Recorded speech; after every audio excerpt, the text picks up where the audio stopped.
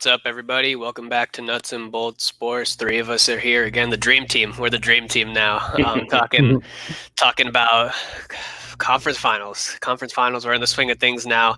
Game one of the Western Conference Finals starts tonight. We have 2 games under our belt for that Miami-Boston series, and let's go ahead and start there. I think we all sort of were in agreement on Boston maybe bouncing back for this game 2 after Bam's incredible block in game 1, and they kind of got out to a good start. I think they led 62-47 at the half, and then Miami kind of pulling the same thing that they pulled in the first game, coming back from quite a bit down and pulling the zone out again against Boston, completely throwing off their offensive flow and taking over and taking that win in game 2. I kind of want to start with something that we were complaining about, or at least I was complaining about on the last broadcast, and that being the Twitter banter about this series. People going crazy, being like, Boston's done, Jason Tatum's a wash, Kemba Walker sucks, all this stuff, even though Kemba Walker was good in the last game.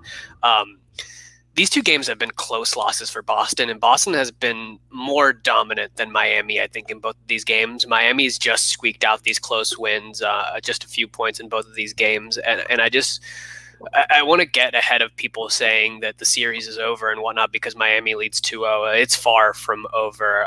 Let me toss it to you guys first. Jordan, why don't you start us off? What did you see last night? And kind of what are you seeing from Boston and Miami that's maybe surprising you, not surprising you? What's jumping out to you? Exactly what you're saying. They're 2 very close games. Boston came out firing yesterday, had a big 13-point lead at half and seemed to be kind of in cruise control to even up the series. But like we've talked about it, it's been this is going to be a series of adjustments and game plan strategy by both coaches, and Spoelstra and them clearly made some adjustments at halftime. They came out. The zone seemed to really bother Boston a little bit. They also got Bam going in the second half, who was not very good in the first half at all. They switched up some things to get him kind of running to the rim with easier looks. And they obviously, continued to knock down shots with guys like, Dragic was incredible again. Even Duncan Hero had a great game, a good bounce back after a kind of a subpar game 1. So the Heat got it going, and it came down to the wire, and the Heat just made more winning plays at the end. Jimmy Butler had, he only had 14 points, but he had 3 steals in the final 4 minutes.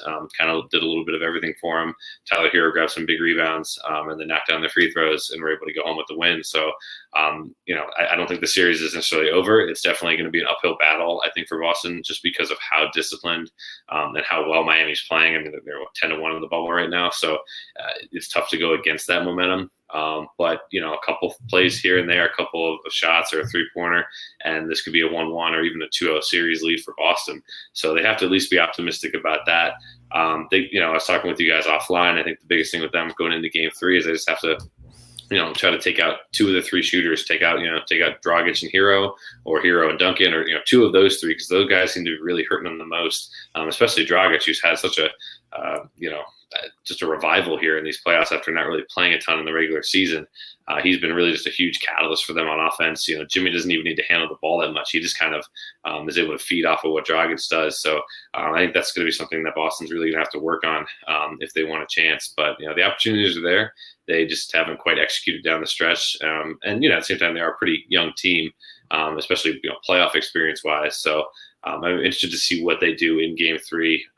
But I'll toss it to you, Henry. You obviously being the Boston fan of the group. What have you seen, and kind of what are your thoughts going into game 3? I feel like we all knew this was not going to be an easy series. Last game, Miami had 6 players in double figures. Their offense is too much firepower for the Celtics, especially in the second half, because we see the first half where they do have full control, as in the Celtics.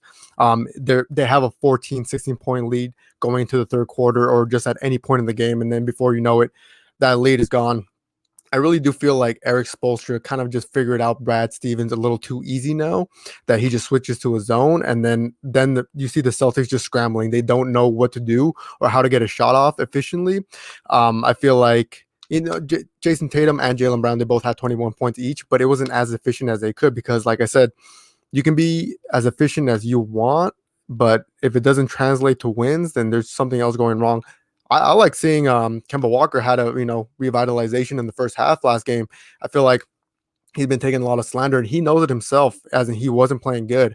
But we all know who he is. He's one of the only 7 active players in the NBA to score 60 points in a game. We know what he's capable of. So for him to come out 6 or 7 in the first half, playing like the old Kemba Walker, hitting the step back mid range, that's the things that the Celtics need from him the most, because if you guys see, whenever he does pull up for 3, it comes up short. It clanks off the front of the rim, and it's sometimes not even as contested as it could be. But it's just that's not Kemba Walker's best game. I mean, he's shooting less than 30% from 3-point range, so he should just stray away from that.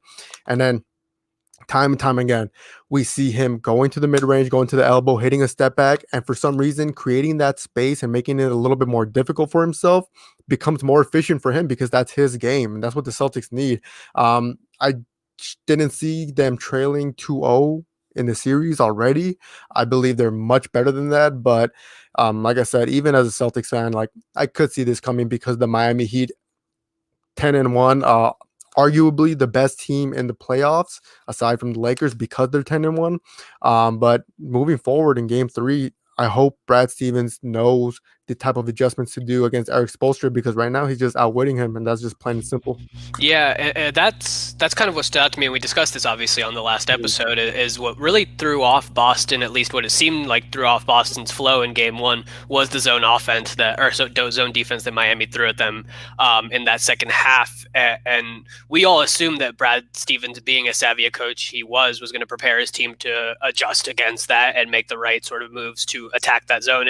And for all intents and purposes, a zone defense should not be throwing off an NBA offense the way it is in this series. Nope. It's kind of crazy, as good of a coach team as Boston is, and they have all the right pieces to attack a zone. They have good corner 3-point shooters. They have good players that can play in the middle, whether that be Jason Tatum penetrating or even Tice sort of distributing from the high post. They have the pieces that it takes to dismantle a zone defense. And it just kind of, I think it's just the fact that Miami is that good of a defensive team that they can kind of put that pressure on this Boston team, because they're putting up, whether it be Jay Crowder and Jimmy Butler, who are basically just two, they're two dogs out there. They're going to get after the ball wherever it is. They're going to put that pressure up high wherever it comes, and down low, obviously you have Bam basically stopping anything that comes to the rim.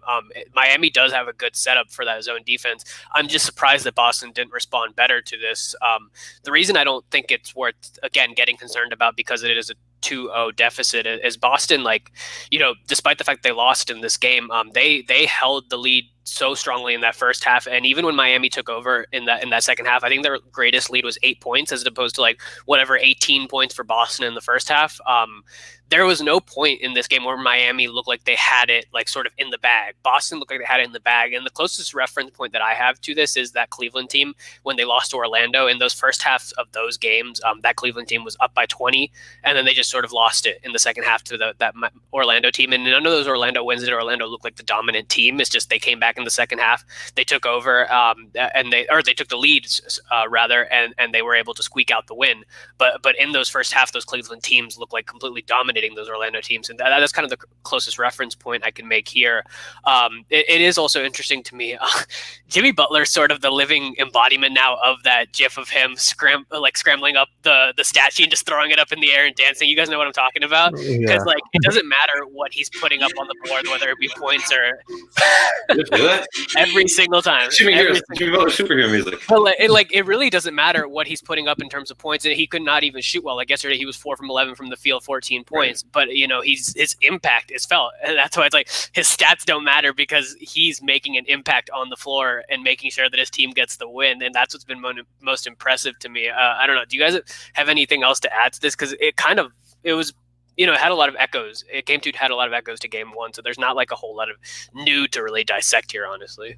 Well, I want to talk about the locker room altercation. Yeah. Okay.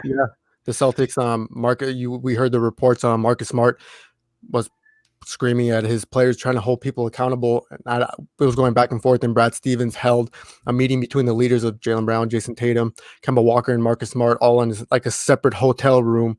So do you guys feel like they're broken in a way? I mean, they have great team chemistry, don't get me wrong, but this is a little worrisome, especially coming from a Celtics fan. We see a group of guys that get along so well together. So for this to become so frustrating to the point where, and we all know Marcus Smart, he's like the Ron Artest of the Celtics. Like, that's his role, to be the fire that ignites whatever he can. But it comes to a point, like his frustration is validated because he's been playing so good. And he dropped 26 points. I don't know if it was last game or game one. He's like the Gordon Hayward now, but like an all defensive team. Gordon Hayward, he's scoring and defending at the same time at a very efficient level. So I don't blame him, but like, do you guys think there was another way they could have like gone about that? I'm personally kind of happy that he took that step because I think that this Boston team, while they've been far in the playoffs, they're still very young, being led by a couple guys that are like in their mid to low 20s, and they still like. Although Jason Tatum has conference finals experience, it's not like he's been to this sort of stage of his career like 5 to 7 years in a row or anything. He's only been in the league for 3 years. So I'm glad that Marcus Smart is actually getting under his player skin a little bit because he is the heart of this team. You said it there, Henry. Like he is the sort of heart and soul. He's the only one that's going to go out there and vocalize these things. Even Brad Stevens, like, there's all those memes about Brad Stevens. Like you zoom in on his face and he looks like he's like about to implode because he's so angry, but he doesn't really voice that anger at all. Yeah, he doesn't. I think Marcus Smart needs to be that voice of reason in the locker room and really get under his guys, because if he doesn't, I don't see anybody on that team having the sort of wherewithal to do it. Kemba Walker, being the most quote unquote experienced guy, doesn't even have the playoff experience to say like go into the locker room and be like, guys, we need to get in shape and get a win here, because if we're not going to do that, then we're going to have to go home, and we don't want to go home. We want to get to the finals. If it's going to take Marcus Smart to do that, by all means do it. Like this Boston team in many ways does live and die by Marcus Smart, and in this particular instance, I'm very happy with what he did. I don't think it's really team drama. I think they're in a certain headspace right now. Whether it be the drama of the bubble or just having been stuck together for months on end. I think it's a smart move by Smart. Yeah, I agree, and I don't think this is one of those things where you have to all of a sudden start worrying about Boston. It's like we talked about earlier. They're a young team. They don't have a lot of playoff experience. Talk about Kemba and these guys that they don't. They might be Kemba and Hayward and these guys might be older, but they don't have like a ton of experience in the postseason. And so they're facing a little adversity. So they're mostly, a young team facing a lot of adversity. They've gotten punched, the two kind of gut punches, I guess, in a way, these first two games being so close. You start looking ahead, you're that close to the finals. And for these guys, that's all you want, right? Their goal is to get to the finals and win a championship. So to be so close and have these two close losses, that this is already going to put emotions on edge. Plus, to both of your points, like Marcus Smart is kind of the emotional leader of that team, and every team needs one of those guys, right? You need a Ron Artest, you need a Marcus Smart, guys that are going to be kind of not afraid to call the other players out. This is the same stuff that happened, and I'm not comparing the two teams or players, but this happened back in the 90s. MJ and these guys, they would call each other out in the locker room. Kobe and Shaq, Lord knows they did it a bunch of times. This is what happens. You want to, as a team, your goal is excellence and perfection. And when you don't have that, and when you have back-to-back losses in the playoffs, it's something that they would consider unacceptable. So I'm fine with it. I think they're going to be okay. Stevens, I'm sure if Stevens is smart, he just let it play out. He had the conversation with the leaders afterwards, which is good. I'm sure everybody got their points across. I expect, game 3's tomorrow, so I expect them to come out. I'm looking for a full 48 tomorrow. I think that's the biggest thing with Boston, right? They've shown that they can play very good first halves, and they played not terrible in the second half, but they haven't quite been able to close. They haven't been able to make those winning plays. So we'll see if those guys can do it. We'll see if Kemba can play a full 48, because he hasn't. He kind of stunk in the second half yesterday. We'll see if Brown and Smart can have good shooting performances all game long, and then we'll see if Tatum can be the star that we know he is. I'm not worried about it. It's not something we're going to be like in the offseason, do we blow up the Celtics? Like it's one of those overreaction type things. Yeah. They're fine.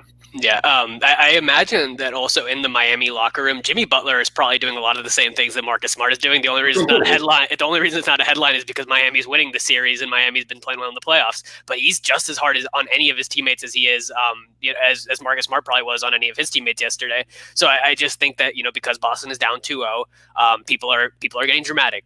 They should not be dramatic about this series. There were two tightly contested losses. I still think that Boston has the potential to win the next 4, if I'm being completely honest with you. I still think that if they make the right adjustments here, they will come out fine. I think also what you got, there are a couple of keys that I'm looking at. The first being slowing down Goran Dragic, because he had 29 in game 1, 25 in game 2. And he's just come on fire here in these playoffs, playing really well. And Kendrick Nunn's or not even absence, but just Kendrick Nunn returning to the bench, filling in that rookie slot a little bit. Goran Dragic, being the former All-Star that he is, comes in, fills the role, and plays offense really, really well alongside Jimmy Butler. The other key that I'm looking at for Boston is Gordon Hayward coming back, because Gordon Hayward could really be that missing piece of being a guy that can stretch the floor, can score the 3, but can also penetrate, dish the ball, score in the mid-range. He can kind of do it all on the offensive end of the floor. He might not help them as much on the defensive end, but I don't think they really need the support on the defensive end. They do need that support and that consistency on the offensive end. I know I think he's listed as questionable right now for tomorrow's game 3. And there is that sort of situation with the possibility of a child being born here as well. So he might have to leave the bubble, again. So we don't know what's going to happen there. Do either of you guys see Gordon Hayward possibly being a swing factor in this series? Honestly, I was gonna ask you guys, do you think if he does come back this series, should he come off the bench? Because Marcus Smart is playing, he's arguably the best player right now, the most consistent player on the Celtics. So if he takes that starting spot from Marcus Smart, I feel like it's gonna, waver his momentum, because he's been doing it all. And Marcus Smart has arguably been our best player, not every single game, but more consistently than other players, because Jason Tatum is there too, but he's been making dumb decisions down the stretch. And Marcus Smart, that's why he started yelling, because he knows what he's doing. So when Gordon Hayward comes back, I would want him to come off the bench. I don't want him to mess up any of that team chemistry that's going on right now. And I'm not saying he is. Hopefully Gordon Hayward can be the X factor that the Celtics need in order to push through the Miami defense, because we all see they have stifling defense when it comes to the fourth quarter. They can't get a shot up without Jay Crowder or any of the perimeter players in your face. So Jordan, please let me know, do you think what I just said right now, do you think Gordon Hayward should come off the bench if he does come back? Yeah, definitely. I agree with that. You don't want to take Smart out of his rhythm or mentally mess with him by making him come off the bench. Plus, additionally, too, we don't know how many minutes Gordon is going to be on. He might be on minutes restriction. But even if that's whether or not that's the case, if he's coming off the bench, that's ideally what you want for Boston, right? Because the bench has kind of been their weak point with Wanamaker. Exactly. That was one thing I thought was really weird. They gave Cantor and Langford a lot of run yesterday. Two guys that I do not really trust in the playoffs. Langford being so young, and Cantor couldn't. He's not very good at defense. So their bench has been, one of the biggest problems for him. What's allowed Miami to get back into some of these games. And so it'd be nice to have a guy like Hayward come off the bench. He's going to be able to make the right plays with the ball, handle the ball, get some open shots. Work with that second team to be a little more efficient. And that might be something that gives him the edge. But we'll see.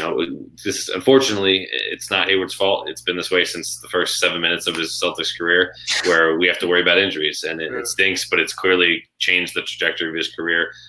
So we'll see what happens. And the thing too is that they have 3 days off after Game 3. So if they do win that, then he can get a little more rest. If he doesn't have to leave the bubble, potentially be a little bit more healthier and good to go for Game 4. Yeah, I agree, and I think a lot of people forget that Hayward was coming off the bench for a good stretch of the past this season, right? When he came back from injury this season, he was coming off the bench and playing with that bench unit. And Jordan, you hit the nail right on the head. What this Boston team needs is that spark off the bench.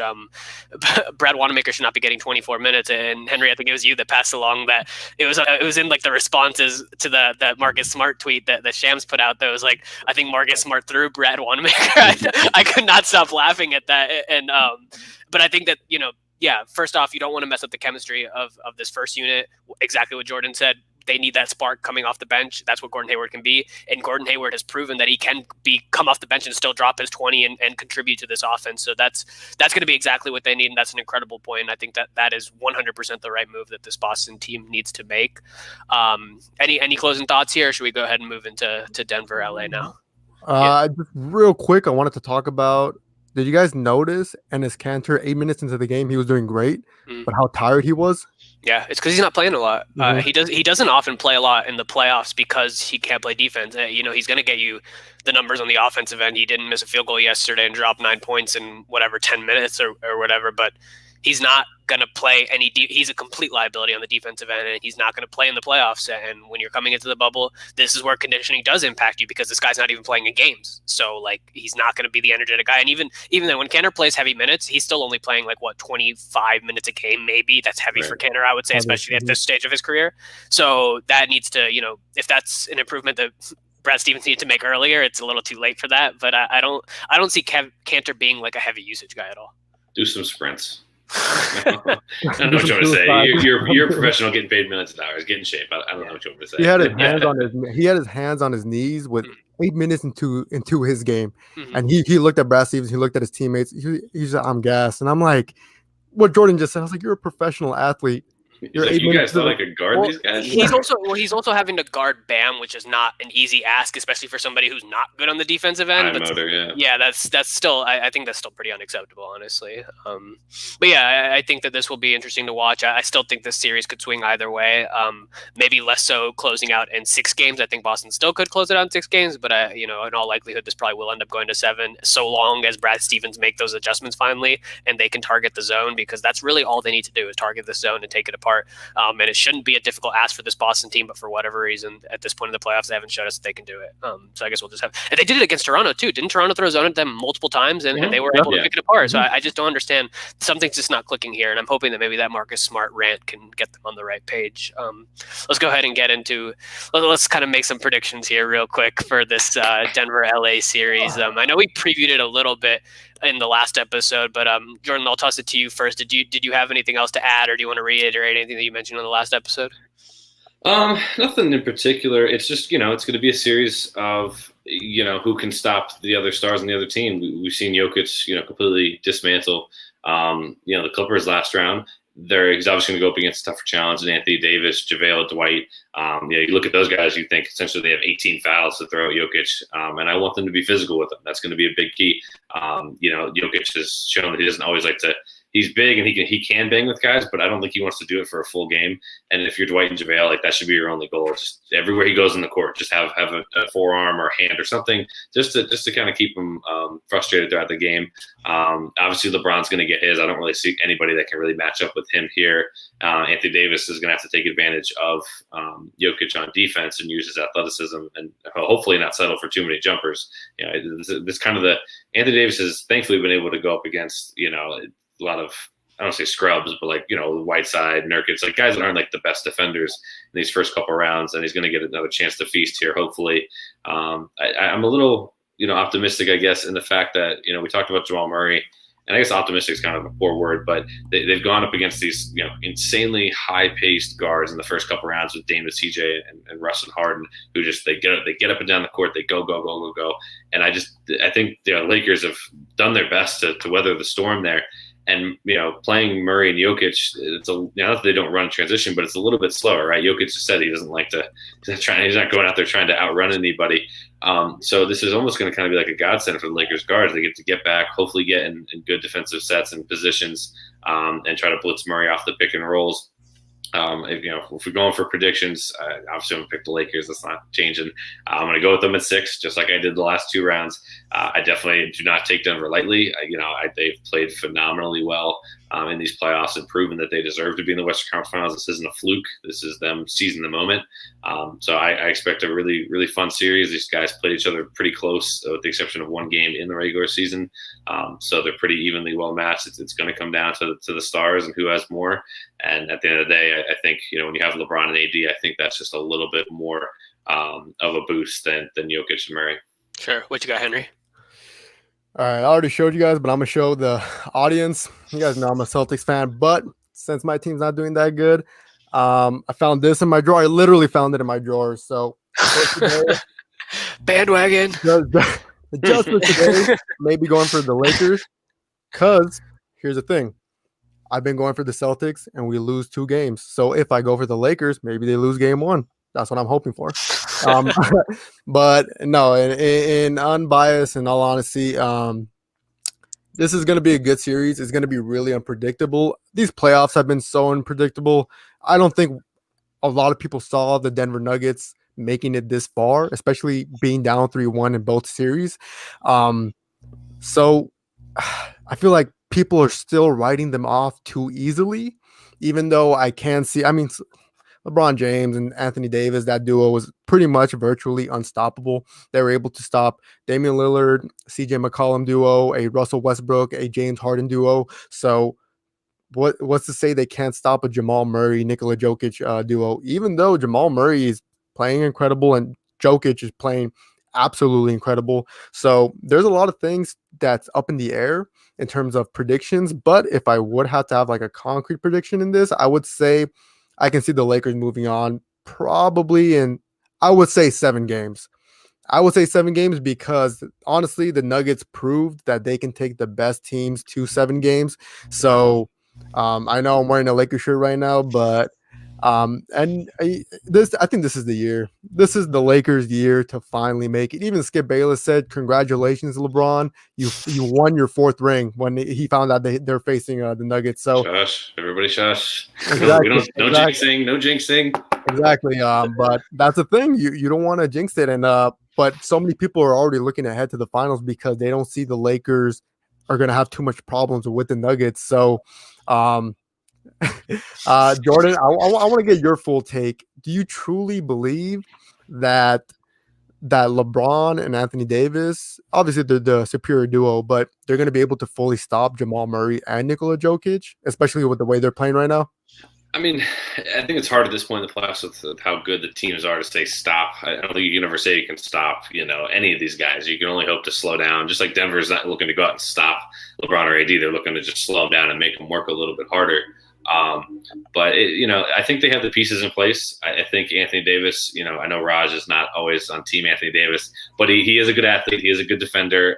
He hasn't been as consistent this postseason, but we're getting farther in the rounds. I'm hoping his focus is going to be there. I think he's got the tools. And as much as I don't like Dwight and JaVale, they have at least some physicality and some length to bother Jokic. He really had a field day with Zubac and Harrell because they were either inexperienced or he had such a huge height, mismatch that it was easy to see over them to shoot passes to guys or just get points in the paint.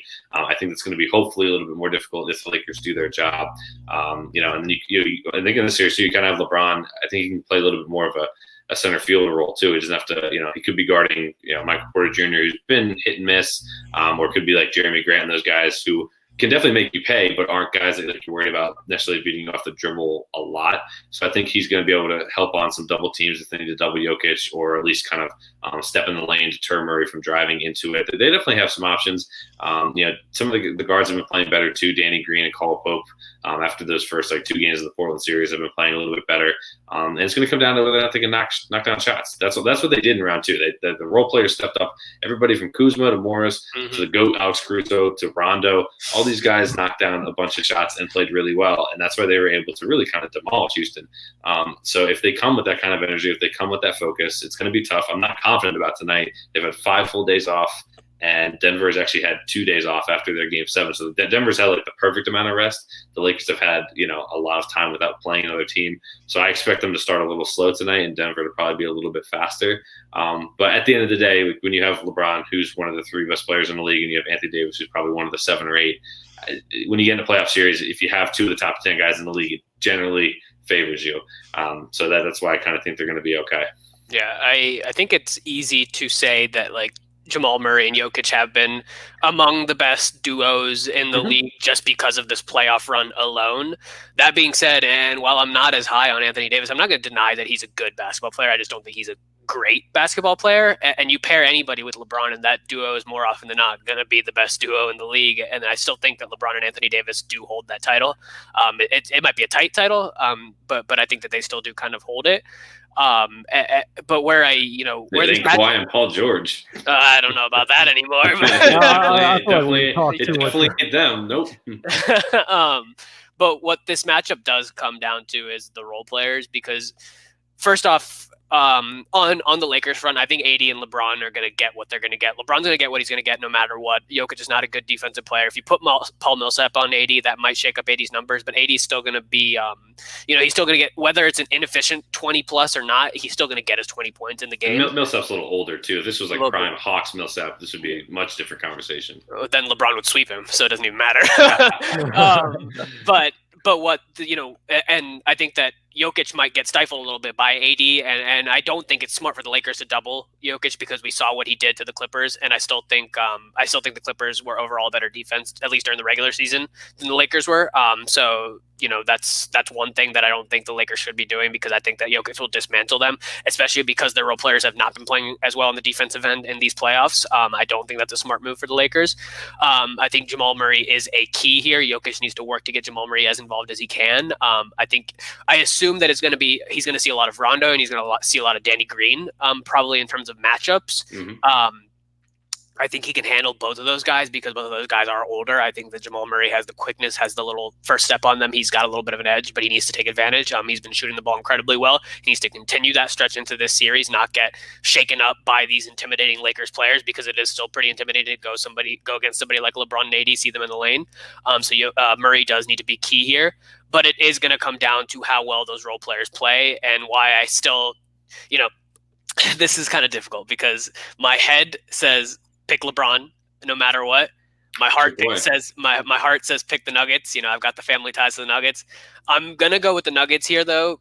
In seven. Let me say that, but let me say, because the Lakers role players have not shown me what Denver's role players have throughout these playoffs, especially in that second round, stepping up against the Clippers. Jeremy Grant was incredible. Paul Millsap Paul Millsap is going to see another Morris twin on the floor and get riled up like the way he did against the Clippers, and step his game up even more because he hates the Morris twins now, just by association. So that you're going to get a good Paul Millsap performance. Michael Porter Jr. is going to be key. Is he going to be on, or is he going to be off? I imagine he's going to see a lot of LeBron, so he probably will start a little bit cold. But if he can hit that one big three like he did against the Clippers in Game 5, that could be enough to sort of lift him over the edge. Gary Harris has picked up his pace. He's going to be good. Plumlee needs to come out good as well. I haven't seen the sort of that sort of consistency out of players like a Danny Green. Caruso's been all right, but Caruso's not a big numbers guy, so that's not going to make a big difference to me personally. Kuzma has been up and down, so I don't know if he's going to make a big difference. I just see Denver's role players being a little bit more consistent, I think, is the best word to put it. And I think that this series, you have two All-Stars going up against two All-Stars. Against the Clippers, what it came down to was the role player stepping up to an even greater extent. Jokic is going to get his role players involved. That's going to happen. So if those guys can hit shots and take that step up, I think the Denver can come away with this series. Unbothered. Yeah, I want to piggyback what Raj just said, and I truly do believe that it's going to come down to who has the better role players, because you brought up some great points. I mean, we saw Torrey Craig, Jeremy Grant. I think he's playing phenomenal. He's great. For a role player. In that Game 7, he was really, really good. He was able to hit 2 threes down the stretch that really solidified their win. And it was like, it didn't come from Murray, it didn't come from Jokic, it didn't come from Michael Porter Jr., it came from Jeremy Grant. And then aside from that, Gary Harris is playing great. They don't have Will Barton. But aside from in the Lakers, aside from Rondo, playoff Rondo is a real thing. Something just turns on right there, and he plays incredible. He really is like the second coach, or actually the third coach of the Lakers on the floor, because LeBron, he facilitates himself too. But aside from that, I don't see any standout performances from the Lakers role players. Correct me if I'm wrong, but we saw Danny Green, we had stretches there where he wasn't doing anything. Alex Caruso was up and down. I believe Alex Caruso is you talk about the GOAT with some respect. With all due respect, great player. He had a great upbringing in terms of playing in the G League and earning his role.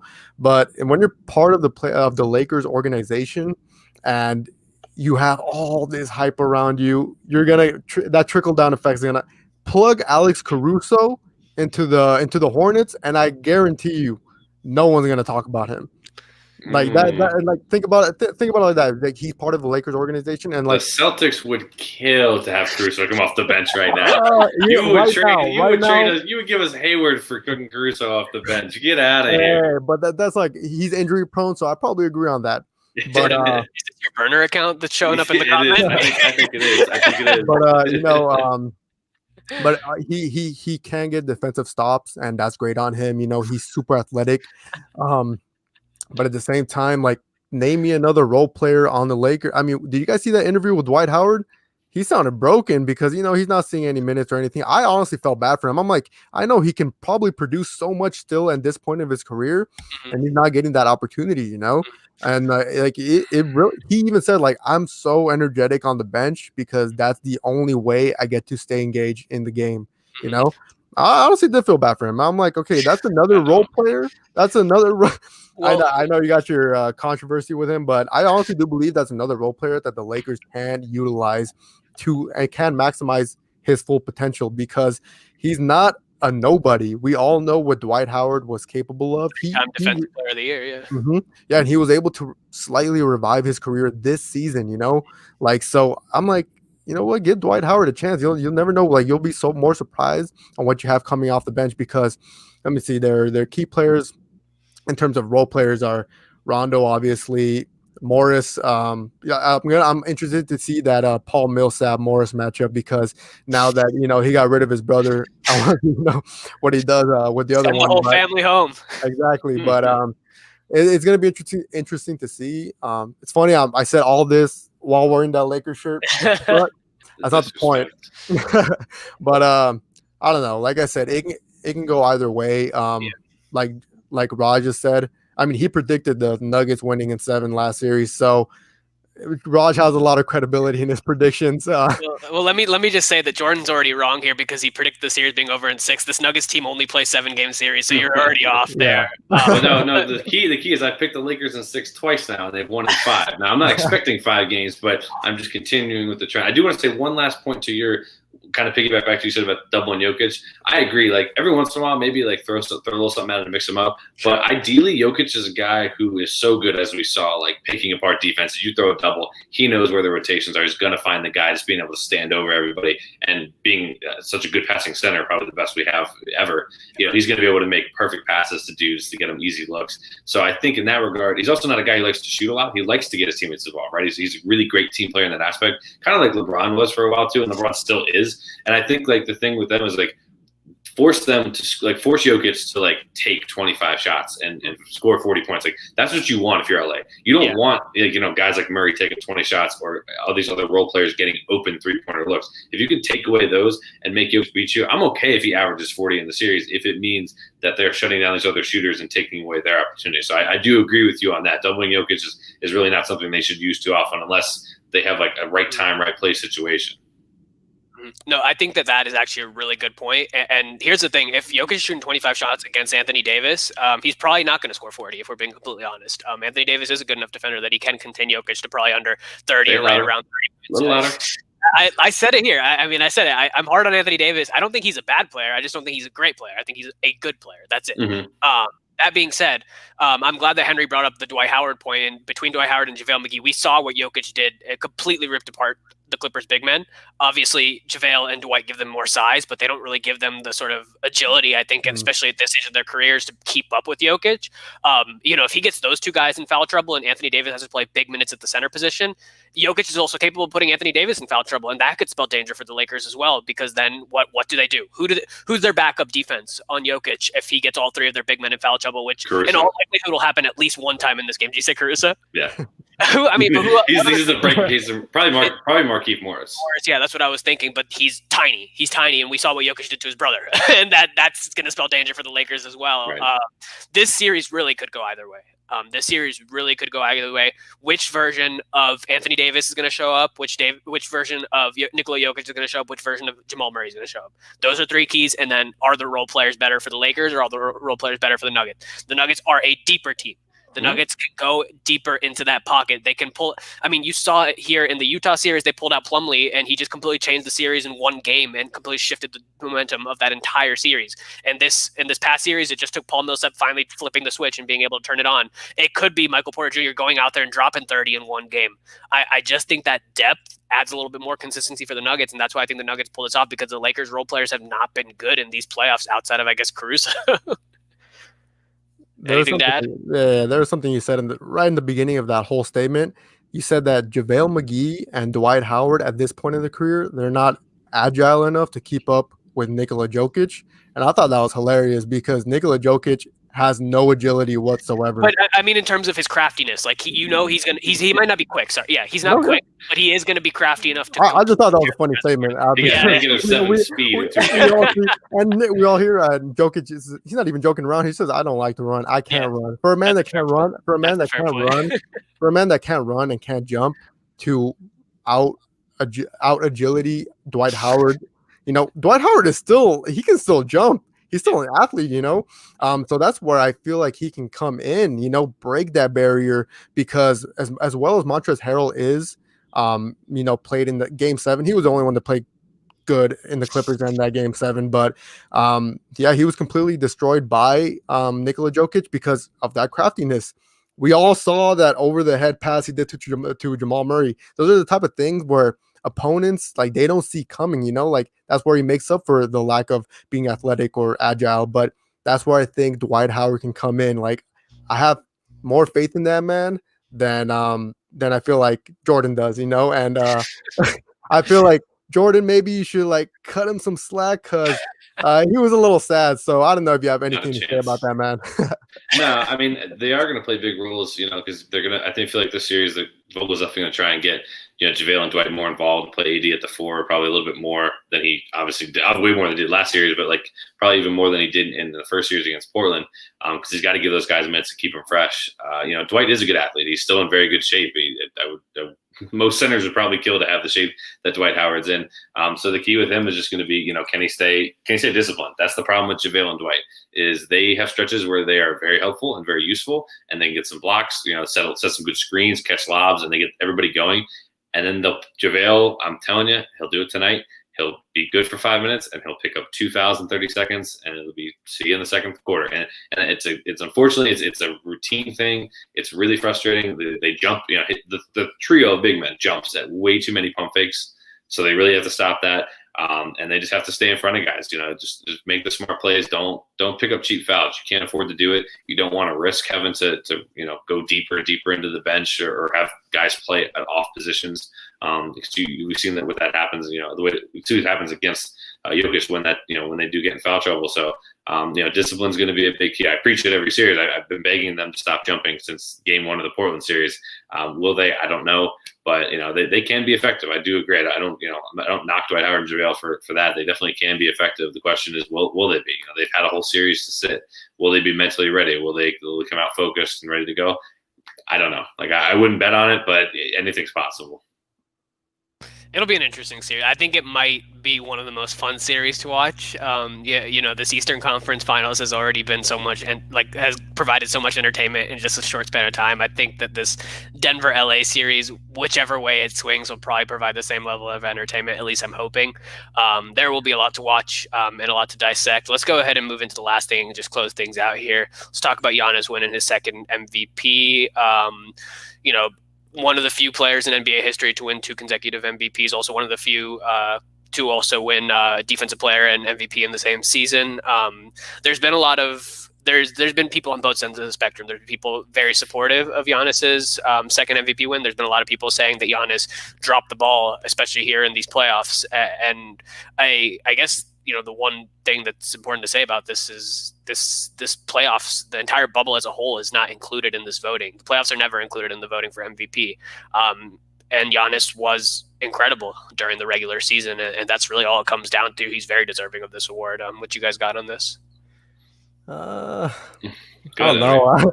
I honestly don't know how to feel about it, because I don't know if you guys remember before there was ever an NBA award show post playoffs.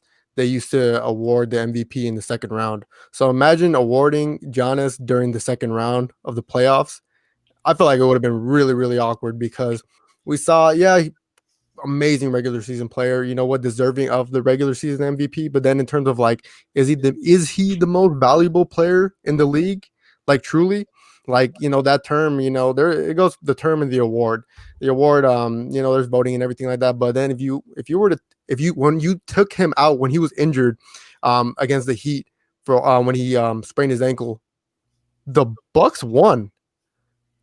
Does that really make him the most valuable player? You know, like when you're able to plug out a player and his team finally wins a playoff game against the Heat, what does that say about that player? You know, like I don't know. That was something that's been hovering in my head. That's why, like when I saw that they announced that he did win back-to-back MVPs, just that part, you know, kind of wavered me in that. So.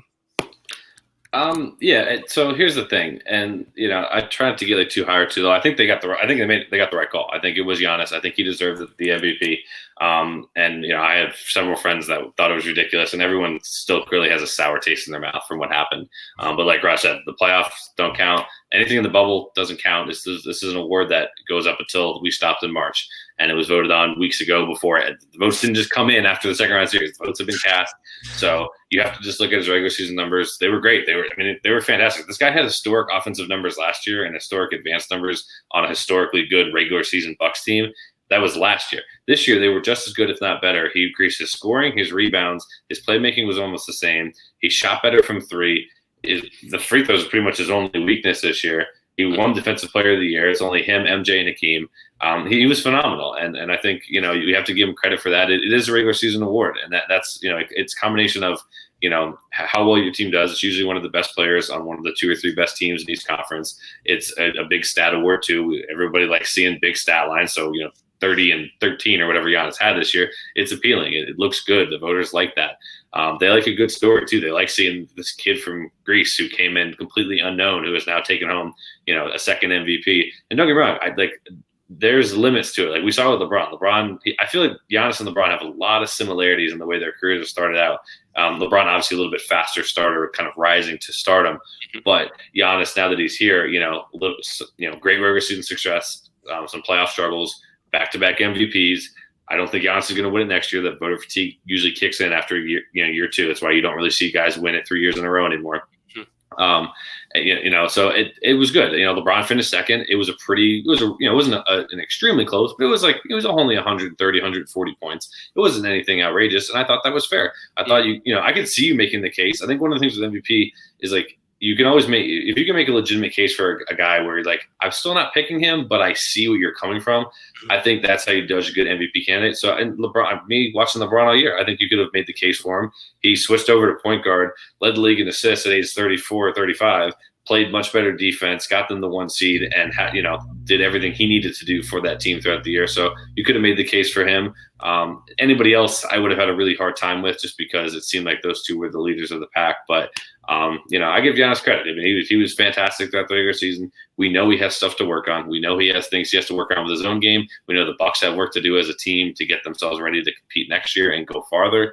But at the end of the day, it's a regular season award. I do say that I think this, stuff like this, especially given the situation we've had where we have the bubble right now, we should have a playoff MVP. I think that should be a thing that should be instituted. And I know we have a finals MVP, but it'd be cool to see, like right now, if you had to vote on your playoff MVP, it'd probably be like LeBron, Jimmy, Jokic would be in the conversation. It'd be fun to just be like, wow, even if somebody makes it to the finals and they don't win, like they're still pretty good and they still could be the playoff MVP. And it would also account for situations like this where Giannis would get the regular season. He's clearly not getting the playoffs, and we don't have to have everybody sit here on Twitter and whine about, it's ridiculous, blah, blah, blah. At the end of the day, it's an MVP award. These guys I don't think they care that much. Giannis said, he's like, I don't really care. I just want to be a champion. LeBron has, 4? He doesn't care. I guarantee you he does not care. He only wants to win a ring. So this kind of, at the end of the day, it's not that big of a deal. But I do think they got it right. And, kudos to Giannis. It's another, put it in the trophy case is another thing on his resume, which I'm sure we're getting close to him being a lock for the Hall of Fame, if not almost already. So, it's just another thing to add. But overall, great regular season. I can't wait to see what he does next year. I can't wait to see. Like I said, I don't think he has a shot at it next year unless he goes otherworldly for the Bucks and they win like 70 games. So I'm interested to see who's in it next year. Can LeBron still do it? I think Luka is going to be probably the next man up, and I think he'll be the front runner. Harden will still be there. Kawhi will still be there, and there could be player X that comes out of nowhere. So give it to Nikola. Yeah, it could be Jokic if Embiid ever got his head out of his butt and decided to play like Shaq for a year. Like, there's a lot of good candidates. So I'm excited to see what happens next year for sure. Yeah, I also think, despite the fact that there's not a lot of three-peats in terms of MVP voting and that voter fatigue, that's very, very true. I also think that these playoffs, they're not going to retroactively influence the great regular season that Giannis had, and he was very deserving of it. But coming into the season after last year's MVP season, a lot of people, even though Milwaukee lost in the conference finals, a lot of people came into the season expecting Giannis to repeat on MVP. Despite the voter fatigue, like ignore all that voter fatigue stuff, I think going into next season that this series will certainly influence, or these playoffs will certainly influence Giannis' standings coming into next season as the quote unquote best player. He's not going to go into next season as the front runner for MVP and preseason voting and predictions and whatnot. So it will play a part in that sort of, and that does set the stage, despite the fact that it really shouldn't. We should base this solely on the season plays. It is media, and media is based on story, and story starts from before the season starts, and that does set a precedent for what we see. I think LeBron did have a very good case for MVP this season. I still think Giannis is more deserving, but I think that LeBron was also very deserving. And if we were going to include the bubble in the playoffs and whatnot, LeBron would 100% be the MVP, but that's just not the case. It's going to influence next season, and Giannis will, I can almost guarantee now at this point, unless like Jordan said, he wins 70 games or whatever it may be, and even then I think it will be difficult for him. I don't think he's going to win MVP again next year because of what happened here in these playoffs. I think that's where this influence needs to be transposed onto next season and not onto this season, and that's the mistake that I think a lot of people are making. Does anybody have any closing thoughts? No.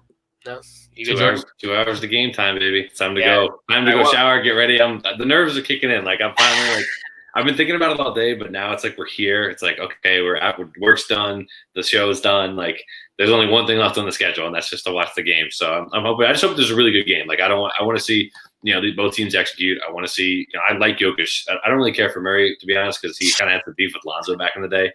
But I do love Jokic. I think he's got such a just a unique style of playing, and is so good for a big man.